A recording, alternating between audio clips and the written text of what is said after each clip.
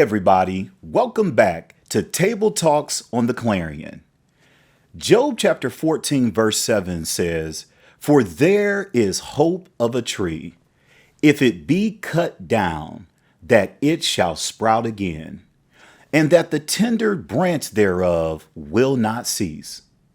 Though the root thereof wax old in the earth, and the stock thereof die in the ground, yet through the scent of water it will bud and bring forth boughs like a plant." We live in a world where there are so many losing hope. Suicide rates have skyrocketed. The rate of people being diagnosed as depressed is up. Even during the time of life when young people should be happy and carefree, we see them suffering from anxiety and fear. The devil has successfully extracted hope from marriages, homes, careers, relationships, and even our very government. Someone would ask then, what do we do in such a situation? The answer is we turn again to where our hope should have been all along. Much like what we see around us, Job is describing a tree that has been cut down. Its roots have waxed old in the earth, and it would seem that the very stock of the tree has died in the ground. Now, this tree represents many of our hopes, dreams, and ambitions. We begin looking forward to a life of success and happiness. But through one circumstance or another, life leaves us broken and empty. We find years passing by, and although we achieve some things, although we have money in the bank and food on the table, we find no real purpose in it all. But Job gives us the antidote to hopelessness. He says the reason not to give up hope, the reason not to be discouraged, the reason not to throw in the towel is because within that tree, it still has the capacity to pick up a scent of water. What the tree has been denied is the only thing that can truly make it grow, and that is water. He says, at the scent of water, it shall sprout again, and not only sprout again, but bring forth boughs like a plant. But you say, Scott, what is that water? Christ once met a woman at a well.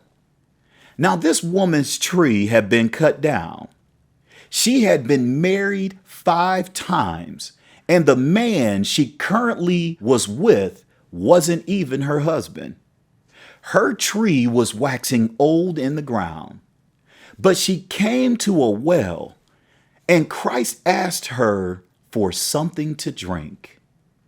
And through the process of this conversation, she made clear to Christ that the water she had wasn't quenching the thirst of her tree.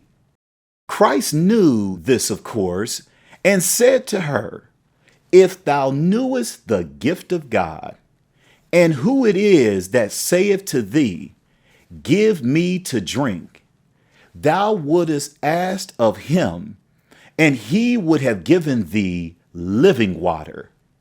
He goes on further to say in verse 13, "Whosoever drinketh of this water shall thirst again.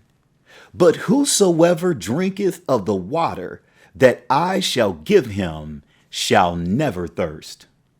But the water that I shall give him shall be in him a well of water springing up into everlasting life." It was the living water of a relationship with Christ that this woman needed. She had tried her own water, and had come back still thirsty in her soul. But Christ said, "Come get some living water that will forever quench your thirst and cause your tree to grow." What we need for our world today is not more medicine, not more counseling, not more therapy. What we need to cause spiritual trees to sprout again is a good drink of the well of life. I'll close with one scripture in Isaiah 55:1. Ho, everyone that thirsteth, come ye to the waters, and he that hath no money, come ye buy and eat. Yea, come buy wine and milk without money and without price. Wherefore do ye spend money for that which is not bread, and your labor for that which satisfieth not? Hearken diligently unto me, and eat ye that which is good, and let your soul delight itself in fatness. So how about you today? Have you spent your time, money, hopes, and dreams on a life that has not satisfied you? Have you still come up short and empty inside? Are you still finding yourself thirsting for more and questioning, is this all there is? It's time to come and get a cool drink of Christ's living water. Come and get more than a cent. Come and see your life sprout again and bring forth boughs like a plant. Come and have your thirst quenched forever. Christ is waiting to give his living water to you today. Just surrender your all to him.